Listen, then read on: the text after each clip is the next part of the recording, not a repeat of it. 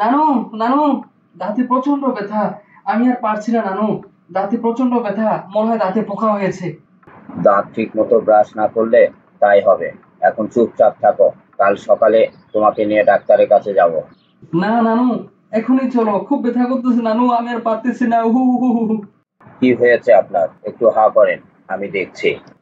দাঁতে প্রচন্ড ব্যথা স্যার। উফ, মুখে একটু পানি নেওয়া যায় না স্যার, দাঁতে প্রচন্ড ব্যথা। উফ উফ দাঁতের গোড়ায় গর্ত হয়ে গেছে, এই দাঁত তুলে ফেলতে হবে। যেটা করলে ভালো হয় তাই করেন ডাক্তার সাহেব, শুধু আমার নানু ভাইকে সুস্থ করে তোলেন। এই ওষুধগুলো নিয়মিত 7 দিন খাবেন, দেখবেন সব সমস্যার সমাধান হয়ে যাবে, কোনো আর ব্যথা থাকবে না দাঁতে। এখন বাসায় চলো, ডাক্তার স্যার যে ওষুধগুলো দিয়েছে সেগুলো ঠিক মতো খাবে আর চুপচাপ ঘুমিয়ে থাকবে, দেখবে কয়েকদিনের মধ্যেই তোমার দাঁতের ব্যথা ভালো হয়ে যাবে।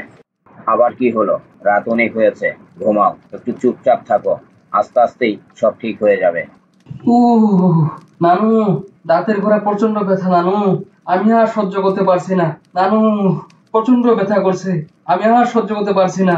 আমার বাম পাশে দাঁতের ব্যথা, ডাক্তার ভুল করে ডান পাশে দাঁত তুলে দিয়েছে নানু, খুব ব্যথা করছে নানু।